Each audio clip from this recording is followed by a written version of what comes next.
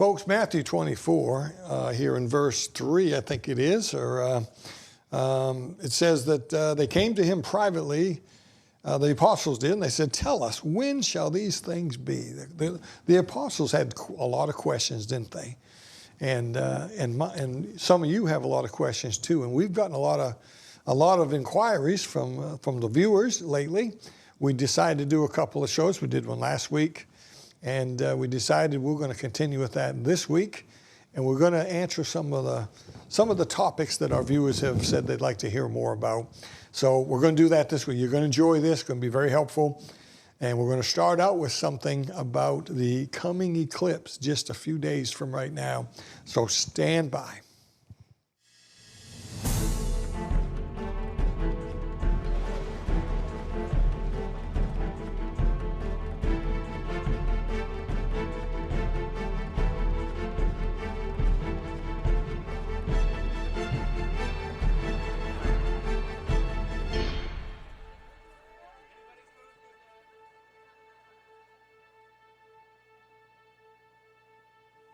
And welcome everybody, Prophecy in the Spotlight here, Brother Dan Goodwin and Dr. Charles Hiltibidal. We're going to jump right in this fast. This is, by the way, this is your last opportunity to help us for this coming quarter. This is the last program, I think, that will air, and then the bill is due. So if you can help us, write a check, go to the website, hit the donate button, or call the 800 number. Somebody can help you with that. Boy, we would sure appreciate it. We're right at the edge of this thing, and we're, if you can help even just a little bit, it'd be a big help to us. All right, Doc. Last week we talked about some topics the viewers asked if we could discuss. Yeah. We did. We got a little ways. We didn't get too far down the page. So we'll never get all the way through that, but anyway. But one of the things that was asked was about this solar eclipse coming, and I said, well, we already did a show on that, but then there's so much more. Yes.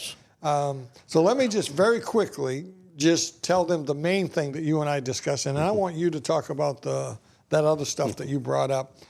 The main thing that we see in the eclipse is the fact that it's number 9 since America was founded. There were 2 during the Revolutionary War. 2. I'm talking about complete solar eclipses, which doesn't happen very often. There was 2 during the Revolution, 2 during the Civil War. And then there's 2 here at the end time, and we're at war constantly now. They all seem to revolve around wars. They do.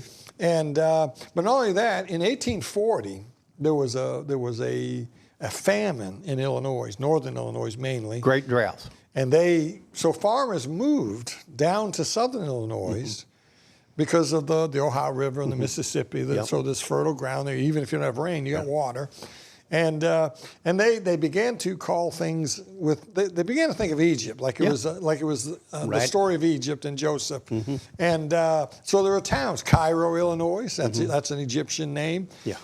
In fact, southern Illinois, where we're sitting is part of that, right? Yes, we're part of what's called Little Egypt. Little Egypt. It's the whole bottom half of Illinois, I guess. And they got that because of that famine in 1840 or somewhere thereabouts. And so you and I look at it, the main thing here that gets my attention is the story of Joseph in Egypt. The 7 years of plenty, which we just had under Donald Trump. And now 7 years later. And then the last 7 years was the famine came. And there's no doubt, I've been telling people for months, and I know you have too, that something bad's coming. We are headed down a bad road. Yes. We're going $100 trillion in debt every 100 days in America. We can't keep, that's unsustainable. This thing's going to crash. It's going to crash hard. There's food production plants all over the country burning to the ground. Did you see that map? No one's even investigating. There's a map out there with all of them. It blew my mind when I saw the unreal. We're under attack. I mean, how come nobody's investigating that? The train wrecks all over the place. So America is going down a bad. It could be we're just getting into the final 7-year famine. It could well be, and one of the things about is I think, and we did an update on it just recently, but I think we need to understand that it's not only just a solar eclipse. Right. At the same time, the planets are aligning themselves. On that exact day, that morning, you'd be able to see with the naked eye 3 planets, and with, say, a pair of good binoculars, you can see the 4th planet, all kind of stacked up in a line. If we were in that morning, if you were in Jerusalem, you could look east, and you could see all these things stacked up. And on the other side of the sun, they're stacking up. And so at one given time during this month that's coming, and on this day, the alignment of the planets, according to the computer that has all of this mapped out, when you ask it, how often will this alignment take place along with this kind of a pattern of the moon and sun? How often will this? And it's 1 in 19 million years. The other is 1 in 32 million years. That tells us this is a once in creation event. And then we go back to Genesis 1. Yes. Where God created the sun, moon, the stars. He said, the first thing he said, they're for signs. Day number 4, and, yes. But then he says he set them in the firmament. In other words, he placed them in a certain spot. He set there in their orbit so that their light would be, I don't have time to look at all of that. But anyway, yes, he set them in their order, and the star, knowing that in the future this is what's going to happen. The star of the wise men saw 4,000 years after creation. God planned that. On that day. It was planned by God that star would appear for them to see. So that tells me that God alone does know the day and the hour. Amen. And he put these solar eclipses are all on purpose, the way God said everything. Well, he said out of 4 things, he said the first one's for signs. And that doesn't mean we always understand and know those signs. And then when you get the New Testament, the Bible tells us that signs are for the Jews and the Gentiles seeks after wisdom or knowledge. But that doesn't mean that God doesn't use them to speak. Where those 2 eclipses meet in the middle, I'm talking about 7 years ago, 2017, August, it went one way. And then this one's going the other, but they meet in Carbondale. This one's going this way, well, that one went that way. Where the X is right there in Little Egypt. Yep, right over the heart of Little Egypt. Yep. We could be there in 25, 30 minutes from here. So to answer that question, there must be something to it if there's more than just the eclipse involved, and it's a once-in-a-creation event. It must be pretty important. All right, and it's coming up in just a few days, and there are some people who feel like this alignment of the planets could have some sort of effect on electronics. It could have an effect. People are cautioning to be ready for maybe some power outages. Who knows what the gravitational pull will do, along with the sun and its sunburst and all of that. All of it could play into a major event. Okay, Doc. Well, let's try to hit some more of these. Somebody asked if we would talk about Psalm 83, so I'm going to let you do that. That's your area. I have a CD on that if they want to go to my bookstore. Psalms 83 is a list of nations. In the first 5 verses, it gives you a list of the nations that are federated together against Israel. These are all in a circle all the way around. In other words, each one of these nations, when that prophecy was given, bordered Israel. So today what you do is you find those nations that border Israel, and you can get the current name of those. Let's say you're talking about Jordan. Well, Jordan is not only Jordan, but Jordan is also actually Ammon and Moab and Edom. Those are the 3. And they are modern-day Jordan. And so what you're seeing, I believe right now, is a possibility of fulfillment of that. Psalms 83 is an appreciatory.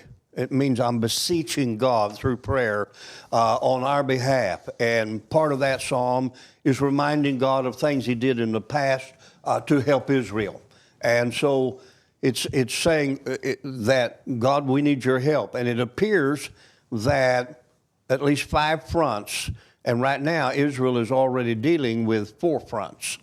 They've got the Houthis all the way to the south, but they're down here. And then you've got out of the Gaza, the Hamas, and whatever it is of God. I forget whatever the other name is. And then you got out of what's called the West Bank today, we know as Samaria and Judea. You have over there, you're having problems, and it's going to get worse. And then you have coming out of Syria. You've got the problem just north of Golan Heights of Syria, and then you've got out of Lebanon up there, Hezbollah. You have everything that the Bible says in Psalms 83 already in play. And when Hamas is destroyed, and I think they probably will, because if I've read right, it says, I believe in verse 18, the last verse, so that all the world will know that Jehovah alone is God. Yeah. And that's an interesting statement, isn't it? Yeah. Because the Islamist guy cries out, Allah Akbar, Allah, He is the God. And it's amazing, why would the Holy Spirit have the penman write so that all the world will know that Jehovah alone is God? And so I think Psalms 83 is very probable what we're seeing happen right now. Okay. All right, well, quickly, I'll deal with this one.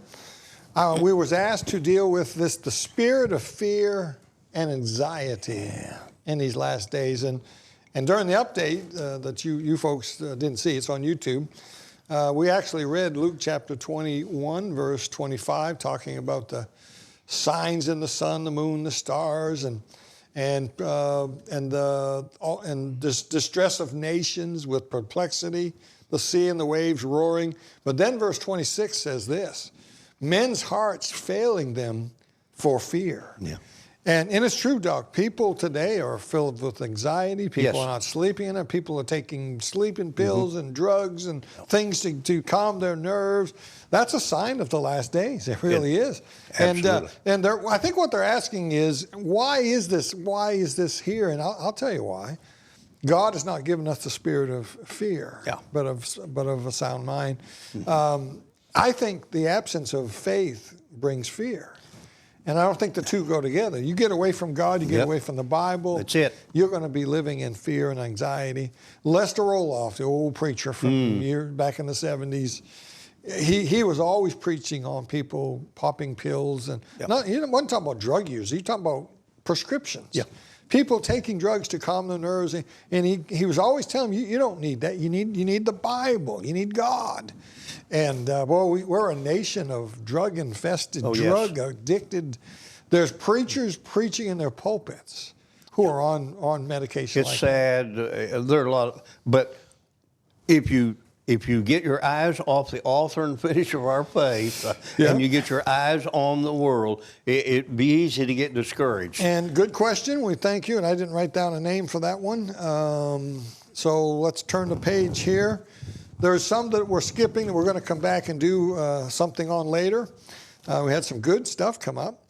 The red heifer came up. I think we talked about that a little bit. We did not long ago. And of course, my good friend Michael Samuel Smith has a brand new DVD. I'm going to see if I can get something going with that here in the near future. He's added to what he has done. He has met all these people. Yes. Got videos of them. And the guy that raised that red heifer down there, in Texas.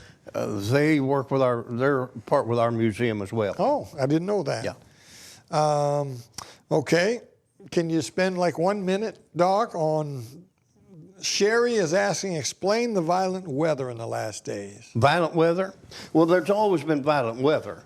The thing is, today, because of technology, you're made aware of violent weather anywhere in the world 24/7. Whereas years ago, you would have never known if they'd had a hurricane or whatever it was in Africa, but today you'd know it immediately. And so I don't think that it's much. The Lord said it would be seed time and harvest all the way through to the end. And so there's always been climate change. There's always been something changing. And there's always been violent weather. It's just today we have the ability to be aware of it immediately where we weren't before. Okay. Why most churches, and by the way, the Red Heifer, Marty and Lorraine asked that, and we're going to do some more on that. And if you contact me, Marty and Lorraine, I'll tell you how to get Brother Smith's newest video on that. Okay, let's see. Doc, let's talk about, they're asking why most churches will not discuss Israel. That's a good question. You need to ask your pastor that. Amen. Yeah. I don't know why. Why it would be. Because 1/3 of our Bible is prophecy. And yet the greater majority of preachers are seemingly afraid. Even you, I don't know about you, Dan, but a lot of times when I'm invited to church for the first time, within just a few minutes, the pastor will say, well, one of the reasons I had you come, Dr. Hiltibidal, is because this is just not an area I'm really, really up on good. And that's a shame because 1/3 of our Bible is prophecy. Yeah. And I don't know if it's because they're afraid to make a mistake. Well, if you don't make a mistake, it's because you're not doing something. I think we got away from it because of some of the date setters of the past. Yeah, that's part of it, too. And that's a bad excuse. Yeah, that's a poor excuse, but yes. And some people would say, well, that's coming across that way. And I'm just going to stick with the basics. Well, God gave us a whole lot more than just the basics in the Bible. Yeah. But you ought to ask your pastor why doesn't. And if he doesn't want to, I'd be finding me a church where they do. All right, here's a good one, and I get this one a lot.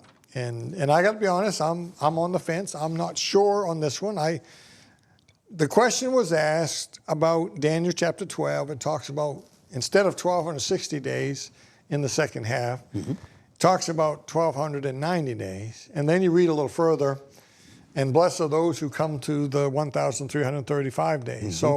So there's an extra 30 days, and then there's an extra 90 days there. And I've always answered it this way, but I know you have another possibility, and yours may be more right than mine. I've always said there's no doubt the tribulation is exactly 2 halves, 1,260 and 1,260. That's a given. Comes up to 2,520 days. That's irrefutable.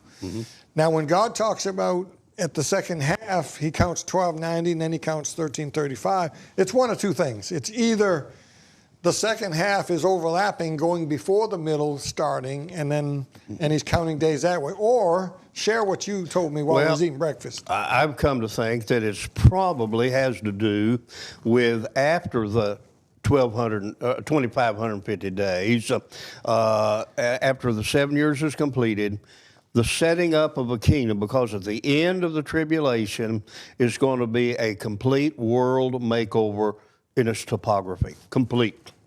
And I think that it has to do with setting up the goat and sheep judgment of nations. I think it has to do with setting up what we would call ambassadorships in all of the nations, because everybody from every nation has to come over into Jerusalem once every year during the millennial reign. And so I think that it is something that is beyond the 2520 in relationship to the millennial reign. Because there's something about the millennial temple that's involved here. And there will be a new temple built. And there may be some months there that there's something that has to happen. There's something happening. Because if you've read your Bible, and you do know that when that last vial of wrath is poured out, an earthquake is greater than the world has ever experienced. All of the buildings are toppled. And so that tribulation temple that the devil has incarnated himself into, it's going to be destroyed. And so we do know there's going to be a millennial temple. I believe it's Ezekiel that is found measuring the temple that's to come. That's the millennial temple that he's measuring. Yeah. And so, yes, so that's got to be built. I think it'll be somewhere along right immediately. So that would answer it. But the main thing people to realize is the tribulation is set in stone. It's 7 years, but it's not years as we count years. Right. It's sabbatical cycles. Right. It's 2,520 years. The Bible's very plain. First half is 42 months, 1,260 days. Second half is 42 months, 1,260 days. And we know also, Dan, it is the last 7 years of a 490-year prophecy. Right. The first 483 years was fulfilled exactly to the day, and so will it be. Yeah, exactly. And their sabbatical cycles have a beginning and an ending. That's very important there. And the Jubilee is right in the middle of all that as well. Now, there's some that I've circled on here we're not going to deal with. We're going to do a whole show on. So if I don't hit yours, it either didn't pertain to what our prophecy program, or we're gonna do a show on it at a later date. I've got this, Doc. How does AI play into this is Natasha. Natasha asks, how does artificial intelligence play into prophecy? Well, I think it's going to play a big role. Number one, it is allowing, in our world today, we're only able, the best of us can only use about 20% of our brain power because of the atmospheric pressure. Before the flood, they were able to use 100% of their brain. What did you find in Genesis chapter 6? Their thoughts was evil only continually. Their imaginations and thoughts were evil continually. Here's what artificial intelligence is enabling us to do. It's enabling us to use our imaginations beyond our physical abilities. And secondly, it's going to be a part of the deception that's going to come in. Yeah. I mean, you're watching right now. You don't know if you're watching on television. You don't know if you're looking at a real person or an AI-generated person. Well, they're doing commercials about some diet pill. Oh. And they're showing people that everybody knows, but it's not. They're not saying that. No, not them at all. Yeah. And thirdly, I think AI is going to be a part of the metrics for the mark of the beast system. Yeah. And for the Antichrist. And the image of the beast and all yes, that. all of that. And yeah. All right, well, we've still got a few minutes, Doug. Let's see if we can finish these. I've got at least two more here. I've got Romantic 340. That's their handle on YouTube here. I don't know what that means, but their question was, explain the fig tree generation. And I think that's pretty obvious. The fig tree, Matthew 24. Mm-hmm. We believe the fig tree is a type of Israel. Well, we're certain of that. Yeah. Yes. And he said, when you see the fig, when it has leaves, know that this generation shall not pass till all these things be fulfilled. Right. Well, that's in Matthew. In Luke chapter 21, I believe it's 21 or 17. I can't remember which one of the two it is. But anyway, he says the fig tree and all of the trees. Trees are always used symbolically of nations. And it's not difficult. I have a CD in my bookstore on the fig tree that will help you easily understand this. The fig tree is Israel, and all the other trees are the ones we mentioned a while ago that border Israel. They've all come into existence since World War II and for final end-time prophecy. And Israel became legally or 1948. Acknowledged by the world as a nation, 1948. And so a generation, here, let me give you two things, Dan. Number one, the 90th Psalm is written by Moses. It's the oldest Psalm in the Psalms. And it says there a generation is 70, or by reason of strength, 80. But let me give you another thing. A fig tree and all the trees, the greater majority of your Bible is written in agricultural terms. A generation means in agriculture, from the moment the radical, that's the root system, begins to come out of the seed. From the moment that starts, the generation of life begins, and its purpose is to bring about its fruit in the end. So a generation could mean actually 70, 80 years, or 100, some would people say, or it could mean, as he says, figuratively speaking, yeah. Figuratively speaking, like the seed, from the moment you see these things start, know that it's not going to stop until the fruit is here. Okay, Doc, there's one more, and I'm going to add one thing to the fig tree, but Revelation 22:14, you may want to, I have it open, but okay, you got it this there. is Van from Pennsylvania. He's asked the question about Revelation. He would like us to explain what we believe that means, 22:14. And while you're thinking on that, Doc, I have said for several years, I believe the fig tree took root in 1948, but they did not have Jerusalem. I personally believe the fig tree budded in 67 after the Six-Day War when they got Jerusalem and the miracles that took place there. That's just my opinion. So, Doc, we got 2.5, 3 minutes. I'll read this verse for the audience. Van from Pennsylvania is asking us to explain our view of Revelation 22:14. I'll start in verse 13. I'm going to start in verse 12. And behold, I come quickly, and my reward is with me, to give every man according to his work shall be, as his work shall be. I am Alpha and Omega, the beginning and the end, the first and the last. Blessed are they, and here's the verse, blessed are they that do his commandments, that they may have right to the tree of life and may enter in through the gates of the city. Well, I want to start off, Doc, and just give this, what it's not saying. It's not saying that you got to obey commandments and live a perfect life to get to heaven. It's not saying that. This has nothing to do with getting to heaven. Okay. This is all about way beyond the present creation into a land of no time. So this is this the kingdom age or after the kingdom age? This is after the kingdom age. Okay. Anything after chapter 21 is kingdom age. It is beyond the kingdom age. Okay, it's so, in a eternal state. So everyone's already saved there. That's right. They're in eternity. I mean, okay. So anything else you wanted to say about that? Blessed he that they that do his commandments, and that they may have right to the tree of life. And well, the command. When you look at all of that, when you look at all of this together, you realize that that you have the river of life. Here you're going to have other information that's given about. We're talking about the celestial city. We call it often the New Jerusalem, which comes down to the new earth that's going to be made after this earth is melted in fervent heat. You know what it could be saying here, and this is just a guess. He could be saying, blessed are they that do his commandments. In other words, blessed are you that came out of the tribulation, came out of the kingdom age, and you're saved, and you're a believer, and you now have right, and you will keep his commandments and have right to this. But the tree of life was in the Garden of Eden. Right. God removed it because had Adam eaten of the tree of life, he'd have forever been a lost person.